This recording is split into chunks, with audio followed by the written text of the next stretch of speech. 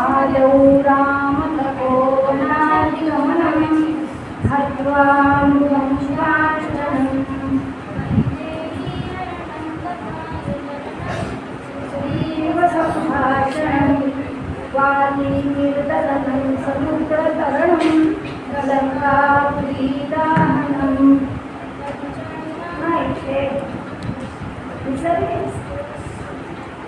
चला पहिल्यापासून बस आठवणी आदौ रामतपोवनादिगमनं हत्वा मृगमुष्टाशनं वैदेही हरणं जटायुमननं सुग्रीवसंभाषणं वालीर्दलनं समुद्रतरणं लङ्कापुरीदाहनं पश्चात् रावणकुम्भकर्णहननम् एतद्धि रामायणम् लाला उडाला कपिलो उडाला समुद्रगानो लंकेसी गेला लंकेसी जाऊन विचार केला नमस्कारणाचा सया महावीरा जय जय रघुवीर समर्थ.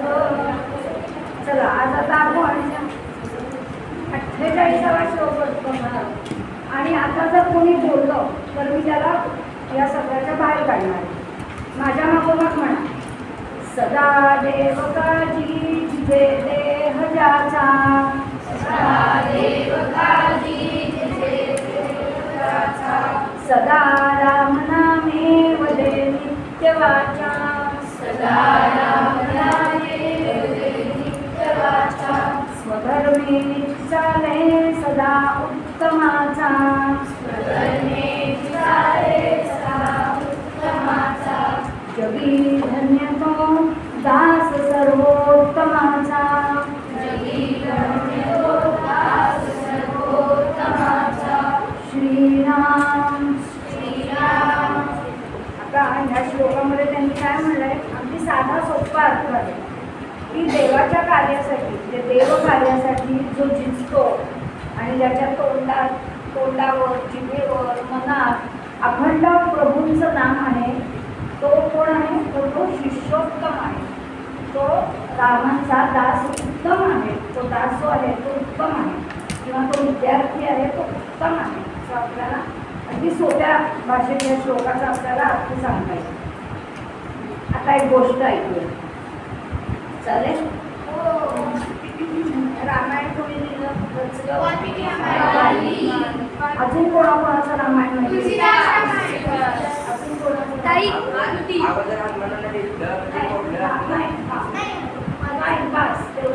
कोणाचं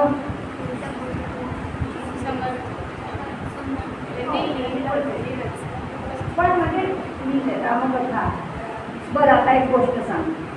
वाल्मिकीने रामायण रचलं ते माहिती आहे आपल्याला आणि श्रीरामांचा दास कोण होता हनुमान. हनुमंतांनी सुद्धा श्रीरामांचं चरित्र लिहिलं आणि ते चरित्र त्यांनी केळीच्या पानावर लिहिलेलं होतं. केळीचं पान असतं ना आपण जेवायला वापरतो केळीच्या पानावर दगडावरती कोरलेलं त्यांनी. नाही मी जी गोष्ट वाचली त्या केळीच्या पानावर ठीक आहे दगड कशावरला महत्व नाही कुठे तरी लिहिलं होतं त्या लिहिण्याला महत्व आहे आणि ते खूप खूप अप्रतिम झालं होतं. सगळ्या लोकांच्या तोंडी हनुमंतांनी लिहिलेलं रामकथा होती आणि त्याचबरोबरीने तुलसीदासांनी सुद्धा रामकथा लिहिली होती.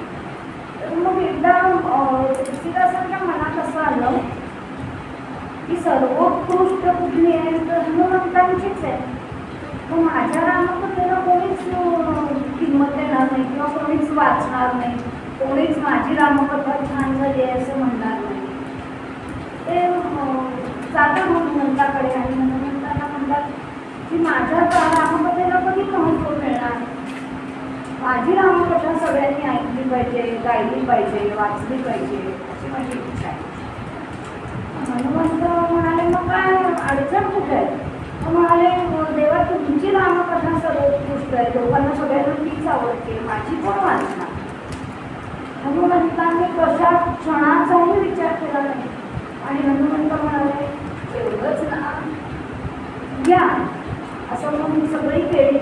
घेतली आणि श्रीराम समर्थ, श्रीराम समर्थ असं म्हणून सगळी गंगेच्या पाण्यामध्ये त्यांची रामकथा त्यांनी विसर्जित केली.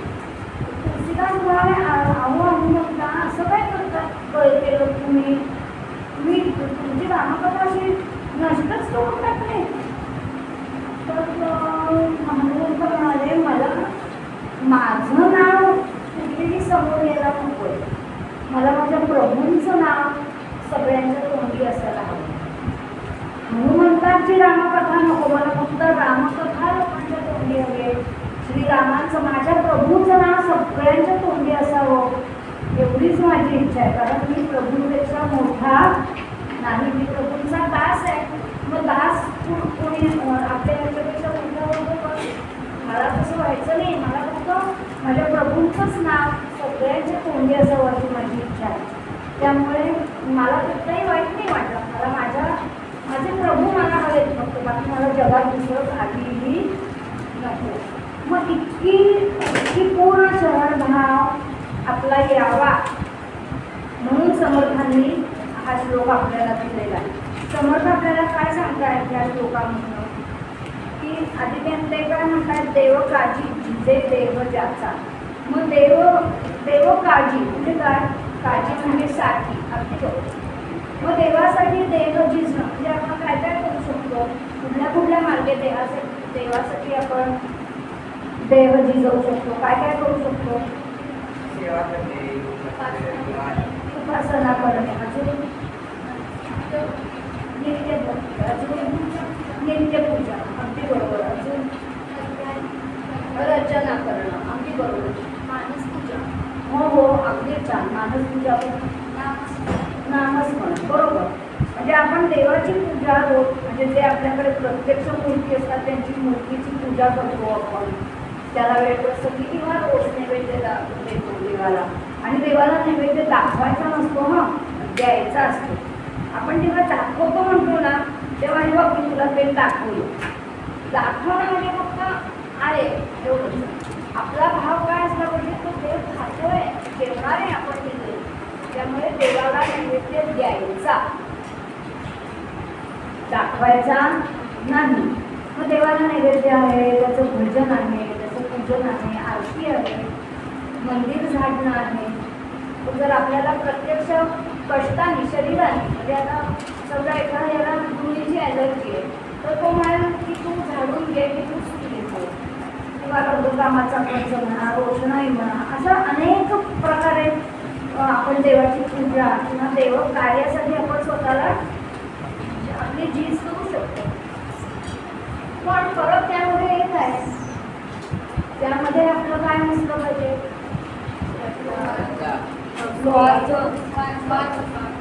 अजून मनापासून आहेत, अजून आपल्या हातून कोणती चूक होता कामा नये ते करताना. अहंकार, अगदी बरोबर. म्हणजे मी प्रत्येकाला सांगायचं, अगं आज देऊ गं किती छान झाडलंय, की पानाचा तुकडा तरी दिसतो का पडलेला, आणि हा जो शिरा आहे ना, हा मी करून आणलाय. पहाटे 4 वाजता उठले होते, चांगले काजू घातलेत, बदाम घातलेत, बेदाणे घातलेत, मी केलाय. मी कालपासून मी झटत होते, मी देवाच्या देवळासाठी 1 लाख रुपये दिले. हे बघ, मी देवाला काय तोरण आणलंय, हे सगळं मी कोण आहे,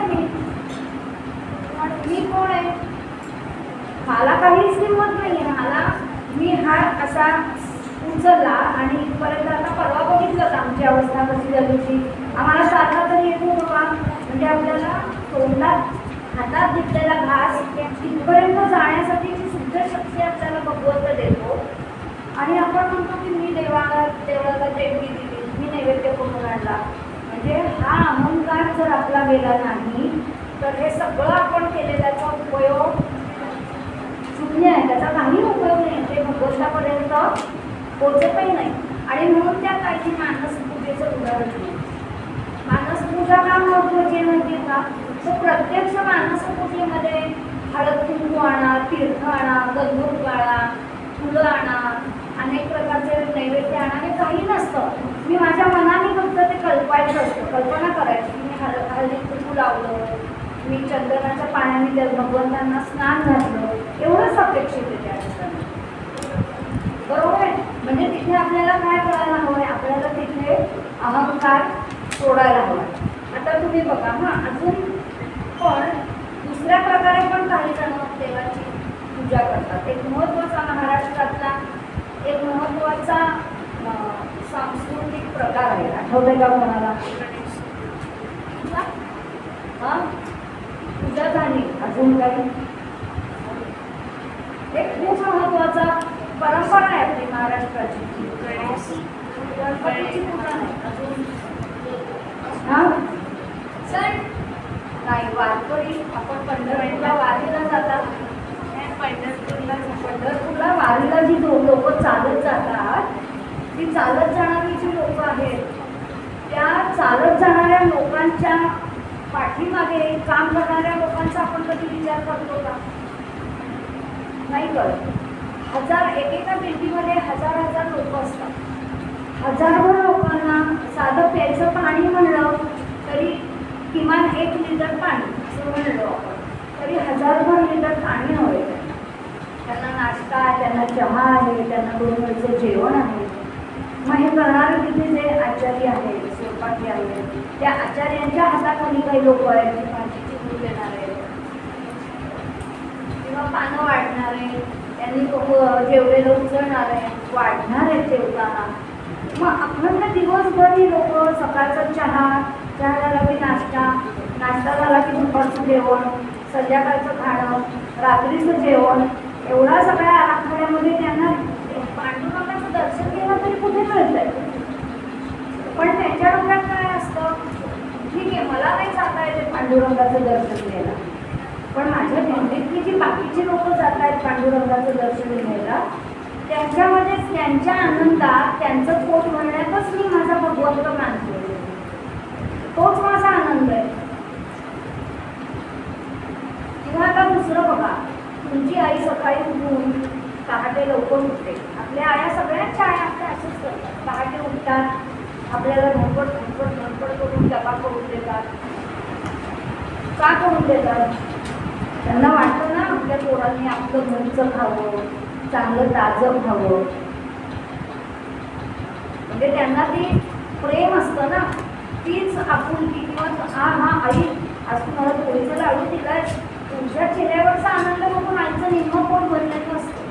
तसंच ते जे आचार्य आहेत ते म्हणतात, भले मला देवापाशी विठ्ठलाच्या दर्शनाला नाही जायला मिळालं, चंद्रभागेमध्ये मुली नाही मारायला मिळाली तरी चालेल, ही माझी दिंडीतली लोक जात आहेत ना, त्यांचं काम हेच माझं काम. मग आता त्याच्या पुढे समर्थ म्हणतायत की स्वधर्मेची चाले सदा उत्तमाचा. आता स्वधर्म म्हणजे दुसरा धर्म सांगा. पंडित दोघंही जण उभं राहा.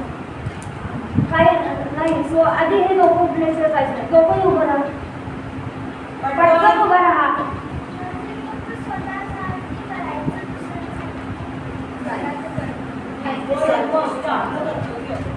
हो करतो, अगदी तिकडे जाऊन उभं राहायला सांगितलं. आणि दोघं जण पटकन. स्वधर्म म्हणजे तुझे धर्म म्हणजे हिंदू, मुसलमान, ख्रिश्चन हे धर्म अपेक्षित नाहीये. तुला जोवर हे उभं राहते.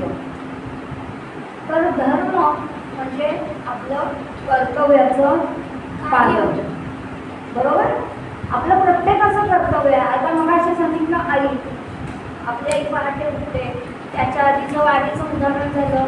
आचार्यांचं कर्तव्य काय? 21 दिवस वारी बाहेर आहे, सगळ्यांना जेवायला वाढायचं आहे करून. आपले सैनिक काय कर्तव्य करतात?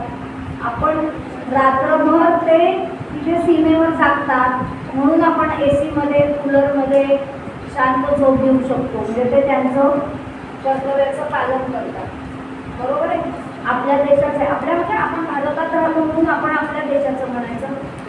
बडबड करायची असेल तू बाहेर हो. आपण आपल्या देशाचं म्हणतो, पण प्रत्येक देशाचं म्हणजे त्यांच्या काही निर्णय चुकीचे असतील आपल्याला त्यात पडायचं नाही, पण त्या देशाचा पंतप्रधान, त्या राज्याचा मुख्यमंत्री हे प्रत्येकजण आपापलं काम करत असतात.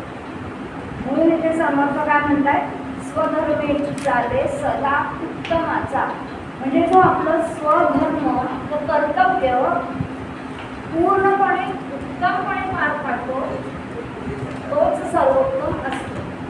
आणि म्हणून आपल्याला गीता आठवा, गीतेमध्ये अर्जुनाचं स्वधर्म काय होतं, युद्ध करणं होतं.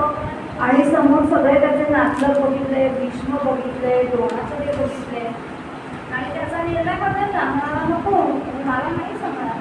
तेव्हा श्रीकृष्णाने अख्खी 18 अध्यायाची गीता सांगितली की तुझं कर्तव्य काय, तुझा धर्म काय, क्षत्रिय आहेस तर शत्रूचा निपात हेच तुझं कर्तव्य आहे. मग आता हे सांगत असताना आपल्याला समर्थ काय किंवा समर्थांसह सगळे संत, आपल्याला कोणीही असं सांगत नाही की सकाळी उठा, घरातल्या देवापाशी बसा, एक जपमाळ घ्या आणि अखंड काहीतरी जप करत बसा, असं आपल्याला कुठलेही संत सांगत नाही. संत आपल्याला काय सांगतात, तुमचं जे काम आहे ते काम करता करता तुम्ही एकीकडे देवाचं नाव घेतलं तरीही तुमची एकीकडे तुमचं नामस्मरण होणार आहे, देवाची आठवण होणार आहे आणि दुसरीकडे तुमचं जे स्वधर्म कर्म आहे ते तुमचं स्वधर्म कर्म होणार, बरोबर. मग आता एक उदाहरण बघूया की तुम्हाला समजा शाळेत गणिताचा पेपर सोडवायचा तर काय 78 गुणिले 45 म्हणजे येईल तुमच्या भाषेत. असं करताना तुम्ही श्रीराम जय राम जय जय राम म्हणला तर ते तुमचं गणित येणारं चुकणार आहे. अशा वेळेला अपेक्षितच नाही आहे की तुम्ही श्रीराम म्हणा, काय दत्त म्हणा, देव म्हणा. सोपं आहे, अगदी वाटलंच तर सुरुवातीला एकदा श्रीराम म्हणा, पूर्ण शांतपणे गणित सोडवा, शेवटी श्रीराम म्हणा, संपलं. किंवा दुसरं उदाहरण बघा, आता बँकांमधनं कॅशचे व्यवहार कमी झाले, पण मधल्या एका पिरियडमध्ये तुम्ही बँकेत नोटा मोजणारं मशीन बघितलं होतं का, गड्डा टाकला की खटखट खटखट खटखट चुकीच्या 5 नोटा बाहेर फेकल्या जाणार, आकडा पुढे येणार. पण त्याच्याही आधी जेव्हा आम्ही लहान होतो तेव्हा तो बिचारा कॅशियर असं करत होता. मग त्याला आता जर देवाचं नाव घ्यायचं आहे तर तो नोटा मोजणार का देवाचं नाव घेणार, नोटा मोजणार. एक्झॅक्टली, म्हणजे तेच त्याचं कर्म आहे, कारण त्याचं स्वधर्म कर्म आहे आणि त्याचा तो पगार मिळतो. मग एकदा हे नोटांचं बंडल हातात घेतलं, श्रीराम म्हणलं, पाहिजे काय त्याला म्हणायचे ते 1, 2, 3, 4, 100 श्रीराम कोण म्हणून स्वधर्म कर्म, बरोबर. सावकामाळी, आपण सावकामाळीची गोष्ट माहिती आहे आपल्याला, कांदा म्हणा, भाजी आवडली मिठाई माझी, असं सांगतात की सावकामाळी कधीही पांडुरंगाच्या भेटीला पंढरपूरला गेलेले नाही. ते म्हणायचे हा जो मळा आहे हाच माझा पांडुरंग, ह्या शेतातली भाजी, ह्या शेतातली विहीर, ह्या शेतातली मोठ, ह्या शेतात पिकून येणारी भाज्या, ही पेरलेलं धान्य हेच विठ्ठल आहे. मला वेगळं विठ्ठलाकडे जायची गरज नाही. मग आता मागे येऊया आपण, आई झाली, आता आई आली की आईचं पोट, आईचं मूल, आईची मुलगा किंवा मुलगी. मग आता तुमचं कर्तव्य काय आहे, तुमचं स्वधर्म कर्म काय आहे, आपल्याला दिलेलं काम आपल्याला चांगल्या रीतीने करता आलं पाहिजे आणि त्यामध्ये देवाचा अनुसंधानात राहून आपलं काम परिपूर्णपणे आपल्याला करता आलं पाहिजे, बरोबर. पण मग आता तुमचं स्वधर्म काय, अभ्यास करणं, अजून काय, मोठ्यांचा आदर राखणे, अजून काय, मोठ्यांची मदत करणे, सेल्फिश पण नको आहे, ठीक आहे. अजून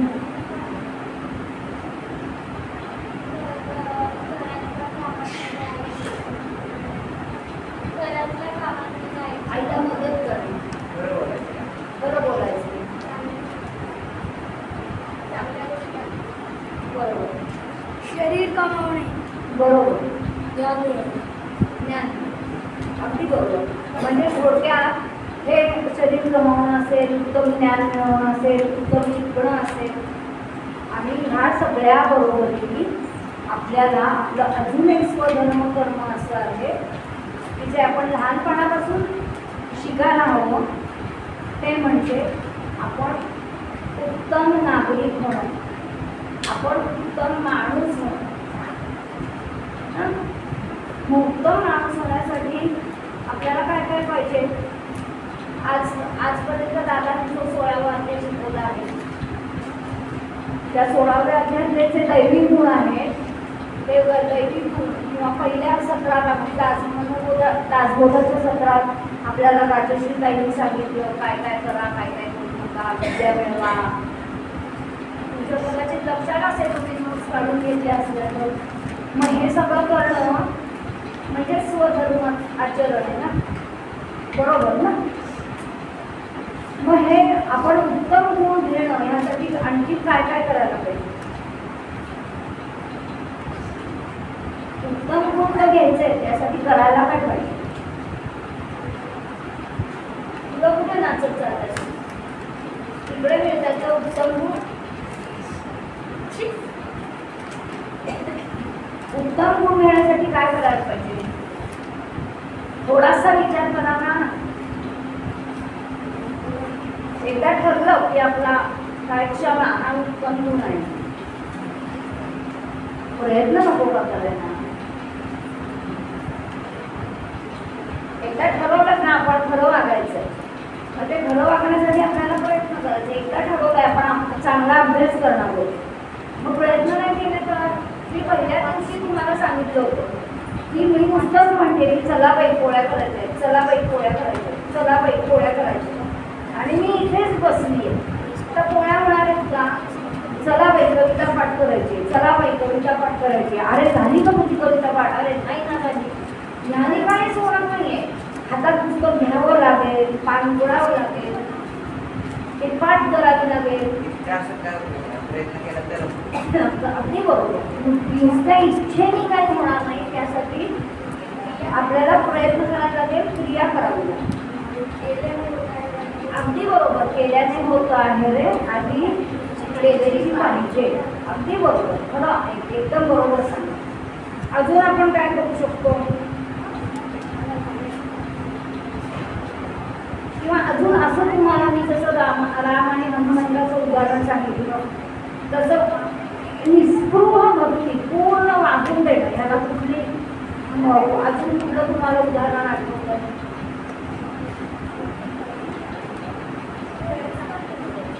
की हनुमंताने कशी निरपेक्ष, त्याला काही अपेक्षा नव्हती, त्याला फक्त त्याचे भगवंत हवे होते.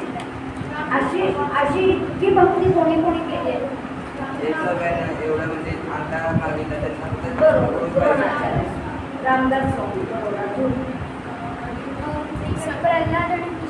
बरोबर, बरोबर. एकलव्य सांगितलं, संत सुरदास, बरोबर. अजून गाडगे बाबांचं तर उदाहरण खूपच मोठं आहे. त्यांनी काय घेतलं होतं हातात? गाडगे बाबांनी हातात काय घेतलं होतं? किती आपण सुंदर म्हणतो त्या झाडूला, पण त्यामध्ये काय शक्ती आहे, ती शक्ती त्यांनी सगळ्या लोकांना दाखवून दिली. बरोबर ना? तुम्ही श्रीसूक्त शिकला, झाला श्रीसूक्त झालं. अलक्ष्मी म्हणलंय एका ठिकाणी आणि एका ठिकाणी लक्ष्मी म्हणलंय. अलक्ष्मी म्हणजे काय? हो, म्हणजे आधी अलक्ष्मीचं घरातनं किंवा माझ्या डोक्यातनं किंवा माझ्या शरीरातनं मी बाहेर काढली नाही तर लक्ष्मी माझ्याकडे येणार आहे का? नाही येणार ना, येणार नाहीये. त्यामुळे आधी माझं जे कचरा आहे तो बाहेर काढला तर चांगलं आत येणार आहे. दुर्गुण बाहेर टाकले तर सद्गुण आत येते. मग अजून एक उदाहरण तुम्ही विसरलात, शबरी आणि सोपं होतं की उदाहरण. बोऱ्याचा बोरं, पण त्या बोराच्या आधीची गोष्ट म्हणते ना तुम्हाला, ती शबरी धनगर समाजातली होती आणि त्यांच्याकडे त्या तेव्हा बालविवाह होता. आता घरी जाऊन म्हणू नका बालविवाह आम्हाला करून द्यायला म्हणून. तर तिच्या घरच्यांनी लग्न ठरवलं अगदी लहान असताना. आणि तेव्हा त्या काळात त्यांच्याकडे अशी पद्धत होती की जे कोण वऱ्हाडी लोक येतील त्यांना त्या धनगरते असल्यामुळे त्यांच्याकडे मेंढरं होती, त्या मेंढराचं जेवण द्यायचं. आणि ही इतकी छोटीशी होती शबरी, तिला ते काही पटेना. ती म्हणाली नाही, माझ्या लग्नात हे असं कोणाची हत्या करायची आणि जेवण द्यायचं आई मला हे पटत नाही. तिचे आई वडील म्हणाले असं केलं नाही तर तुझं लग्नच होणार नाही. ती म्हणाली मग मला लग्नच करायचं. जीवाची हत्या करून येणाऱ्या लोकांचं जर पोट भरायचं असेल तर मला लग्नच करायचं नाही. ती निघून गेली घरात. ती आश्रमात आली आहे असतात इतकी छोटी होती एका आश्रमात आली. आणि माझे प्रभू येणार आहे. कोण प्रभू, कधी येणार आहे, नाही इतकी छोटी होती की राग वगैरे लक्षातच येत नव्हतं, पण माझे प्रभू येणार. ती रोज छोटासा ते झाडांच्या वाळक्या फांद्या असतात त्या घ्यायची, त्याने तो रस्ता साफ करायची. माझ्या प्रभूंच्या पायाला काटे नको लागायचे, माझ्या प्रभूंच्या पायाला खडे नको पोचायला. करता करता करता ती मोठी झाली. आता तिला राम आपलं दैवत श्रीराम आहे याची जाणीव झाली. आणि आता ती रोज त्यांची आठवण करता करता इतकी वर्ष गेली की ती म्हातारी झाली. तेव्हा ती आता बोरं तोडून आणली आहे आणि ती म्हणते की आंबट नको माझ्या प्रभूंना द्यायला. आता ही गोष्ट आहे की नाही, तर आता इतकंसं ते त्यात शिरायचं नाही की खरंच तिने तोडली का, खरंच तिने चाकली का, अशी कशी उष्टी बोरं श्रीरामांनी खाल्ली. हे बाकीचं उष्ट खाणं पिणं हे आपण बाजूला सारायचं. त्यातलं सार काय घ्यायचं, आई तुम्हाला तू सार करते. सालं वाटते का तुम्हाला पानात? सार जे खाली गाळणीतनं काढून आलेलं असतं ते सार वाटते तुम्हाला. त्यामुळे ते उष्टी बोरं मग तिने कशी निवडली हा नाही विचार करायचा. तिची श्रद्धा कशी होती की मी जे काही देईल ते सर्वोत्तम असेल. मग आता हे जे सर्वोत्तम, कारण पुढे म्हणलंय त्यांनी जगी तो दास सर्वोत्तमाचा, सर्वोत्तम देण्याचा प्रयत्न आहे. मग मी विद्यार्थी आहे, मी पण विद्यार्थी आहे, अजूनही मी विद्यार्थी आहे. तर मी विद्यार्थी असताना मी सर्वोत्तम देण्याचा काय काय प्रयत्न करेन. हाच आजचा तुमचा होमवर्क आहे. मी उत्तम शिष्य, मी उत्तम मुलगा किंवा मुलगी, मी पुन्हा सांगणार नाही. हा अभ्यास लिहून घ्यायचा असला तर लिहून घ्या, नंतर वाऱ्यावर सोडा. मी उत्तम विद्यार्थी, मी उत्तम मुलगा किंवा मुलगी, मी उत्तम माणूस होण्यासाठी, उत्तम म्हणजे सर्वोत्तम, सर्वात उत्तम होण्यासाठी मी काय काय करीन. एका वहीच्या एका पानावर चांगले गुण जे मला घ्यायचे किंवा माझ्याकडे आहेत ते मला वाढवायचे, आणि एका कॉलममध्ये माझ्याकडे हे दुर्गुण आहेत आणि ते मला कमी करायचे आहेत किंवा मला ते काढून टाकायचे. हाच तुमचा आजचा होमवर्क. हो इंग्लिशमध्ये मी पण मला समजेल ना. नाही समजलं तू सांगशील द्या. मला नाही समजलं तर तू सांग ना समजा. हां मला आत्ता आपण कुठपर्यंत आलो की मला सर्वोत्तम व्हायचं आहे. कारण आपल्याला समर्थांनी सांगितलंय जगी धन्य तो दास सर्वोत्तमाचा. मग मला जर सर्वोत्तम व्हायचं असेल, तुला जर गप्पा मारायच्या असतील, एक कांचनबाई हा चष्मेवाला ह्याला इथे जिन्यात बसव, हा रामकृष्ण उद्या, आणि तू माझ्या सत्राला नाही बसायचं, बाकीच्यांना विचार त्या जिन्यात बसायचं. तर मला जर सर्वोत्तम व्हायचं असेल तर मी माझ्यातले कुठले गुण आणखी वाढवले पाहिजे. कुठले गुण नाहीच आहेत माझ्याकडे, पण मला ते हवेत. मला माहिती की ह्या गुणांनी मी चांगली होणार आहे. जसं की मी काळी आहे आणि आता मला गोरं करायचंय, तर फेअर अँड लवली, पावडर, हॅम टॅम हे आणते की नाही तात्पुरतं, पण ते तात्पुरतं आहे. मी चेहरा धुतला की ते निघून जाणार आहे, ते नको आहे आपल्याला. मला कायम स्वरूपी टिकणारं काय हवं आहे. आणि माझ्यातले जे दोष आहेत, जे दुर्गुण आहेत, ते किती मोठे आहेत आणि ते मला कसे कमी करता येतील किंवा मला कसे काढून टाकता येतील, हाच तुमचा होमवर्क आहे. त्यासाठी पानाचे 2 भाग करा. मी काय घेणार आहे आणि मी काय सोडणार. मग मी घेणार आहे कोणाकोणाकडनं, तर मी माझ्या मित्राकडनं पण घेऊ शकते, माझ्या आईकडनं घेऊ शकते, माझ्या बाबांकडनं घेऊ शकते, शेजाऱ्यांकडनं घेऊ शकते. डोळे उघडे ठेवले तर मी निसर्गातूनही घेऊ शकते. चालेल. मग आपण सर्वोत्तमाचा होण्याचा प्रयत्न करूया सगळेजण आणि आपण समर्थांना प्रार्थना करूया की आम्हालाही तुम्ही जसे सर्वोत्तम तसंच आम्हालाही तुमच्यासारखंच सर्वोत्तम होण्याची इच्छा आहे आणि आम्ही आजपासून प्रयत्न करणार आहोत. तर आम्हाला यश द्या. प्रार्थना करूया. जय जय रघुवीर समर्थ. जा आता 5 मिनिटं तुम्हाला पाणी प्या. खावत खाली पाणी